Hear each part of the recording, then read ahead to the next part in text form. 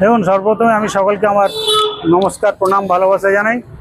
আমি এই এলাকায় আজকে প্রচার এসেছি। আমার এটা প্রথম দিন প্রচারে আমি ব্যাপক হারে সাড়া পাচ্ছি। এলাকার মানুষ হিসাবে তারা আমাকে সাদরে গ্রহণ করে নিচ্ছে এবং বিপুল পরিমাণ সাড়া পাচ্ছে। তারা চাইছে যে এবার একটা পরিবর্তন আসবে। হ্যাঁ, বড় কর্মসূচি একটা থাকবে, আমরা করবো, বড় মিটিং করবো, আমরা সেদিকে আছি। আর এলাকার মানুষ আমার উপরে আশা করছে, তারা খুব ভরসা রাখছে যে না, আপনার মতো মানুষকে আমরা পেয়েছি, আমরা আপনাকে পরিবর্তন হবে। ভোট এলেই বিভিন্ন প্রার্থীরা দাঁড়ায়, বিভিন্ন কিছু হয়, তারপর ভোটে জিতার পরে প্রার্থীরা আমাদের ওরকম করে না। আপনি জিতার পরে কি চিন্তা ভাবনা নিজের এলাকায় কি উন্নয়ন কাজ করবেন? শুনুন, দেখুন, আমি যারা আছে এখানে, আমি প্রার্থীর নাম বলছি না, যারা আছে, যারা জিতেছিলেন, তারা 15 বছর এখানে কোনোদিন আসেননি। ভোটের সময় ভোট নিয়ে চলে গেছে, তারপর আর আসেননি। আমি এই এলাকার ভূমিপুত্র, আমার এই পাশেই বাড়ি, আমি এখানে আমাকে আসতে হয়। তা আমি এই এলাকায় যদি আমাকে এলাকার মানুষ জয়লাভ করায়, আমি মানুষের সাথে থাকবো, পাশে থাকবো, তাদের সুখ দুঃখের সাথী হয়ে থাকবো। এবার আপনি বলছেন আমার হচ্ছে প্রথম কাজ হবে যে চণ্ডীতলা হসপিটালটা, যেটা কংগ্রেসের তৈরি, সেই হসপিটালটাকে একটা সুপার স্পেশালিটি হসপিটাল করা। দ্বিতীয়ত হচ্ছে এলাকার, আমাদের যে মুসলিম এলাকা, মুসলিম ভিত্তিক এলাকা, এই এলাকার মেয়েরা, মহিলারা আজকে 12 ক্লাস পাস করে সে মশাটে পড়তে যায়, কো-এডুকেশন কলেজে পড়ে। তাদের জন্য আমি একটা চণ্ডীতলা বিধানসভার জন্য আইদার কুমিরমারা বা আশেপাশে একটা গার্লস কলেজ স্থাপন করব। আর প্রতিটা প্রাইমারি স্কুলে শিক্ষক নিয়োগ করে এলাকার যুবক যুবতীদের চাকরি এবং পড়াশোনার ব্যবস্থা সুগম করে। এশিয়ান নিয়ে এসআইয়ের নাম যারা বাদ আছে, তারা একেবারে একটা টেনশনের মধ্যে আছে, আতঙ্কের মধ্যে পড়ে আছে, কি বলবেন এই? না, দেখুন, এসআইয়ের ব্যাপারটা নিয়ে এটা যেটা হয়েছে, যাদের নাম বাদ আছে, এখানে ব্যাপার হচ্ছে কিছুটা আজকে কম্পিউটারাইজ হয়ে গিয়ে, যেখানে একটা নামের বানান থাকলেও সেই কম্পিউটারে নিচ্ছে না, যার জন্য সেগুলো, যাদের যা ভুল গেছে সেগুলো বাদ দিয়ে ট্রাইব্যুনাল করা হয়েছে এবং প্রত্যেক ট্রাইব্যুনালে একজন করে হাইকোর্টের রিটায়ার্ড জাজদের দেওয়া হয়েছে। আমাদের এখানে আছে রিটায়ার্ড জাজ মাননীয় সমাপ্তি চ্যাটার্জি। এবার উনি যেদিনে বসবেন, আমাকে যারা যারা বলছে, আমি তাদের প্রত্যেককে বলেছি যে আপনারা করুন, সমস্ত কাগজগুলো গুছিয়ে রাখুন, যেগুলো এনুমারেশন ফর্ম ফিল আপ করেছিলেন, তার সঙ্গে যে ডকুমেন্ট দিয়েছিলেন সেইগুলো নিয়ে রাখুন। যখন বসবে সেখানে আমাদের লয়ারের টিম থাকবে এবং প্রয়োজন হলে আমাকে যারা বলছে আমি তাদের সঙ্গে গিয়ে সহযোগিতা করব। আপনার নাম?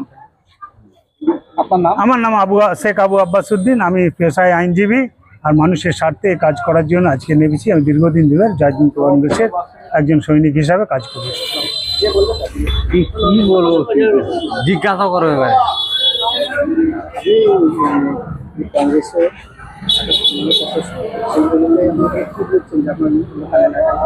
না, আমরা যা দেখতে পাচ্ছি, ভগবতীপুর, কুমিরমারা বা নবাবপুর পঞ্চায়েত আছে, গঙ্গাধরপুর আছে, ওই সব থেকে আমরা ভালো সাড়া পাচ্ছি।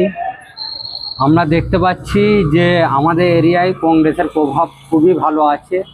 যেহেতু আমরা দীর্ঘ 15 বছর ধরে যে আমাদের যে বিধায়ক আছে, তো তিনি খালি ভোটের সময় আসবে, এসে দেখা করে চলে যাবে, তারপরে আর কোনো খোঁজ খবর নাই। এবারে আমরা যাকে প্রার্থী রেখেছি, তিনি হলেন আমাদের এলাকারই ছেলে, এই ভূমিপুত্র।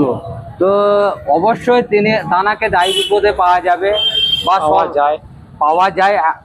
আগেও পেতাম, যখন আমরা ক্ষমতায় নাই তাতেও কাজ করেছি, লোকের উপকার করেছি যেটুকু করার। তারপরেও ইনশাআল্লাহ যেদিন আমরা জয়ী হয়ে আসি, তো আমরা করব। মানুষের সারা খুবই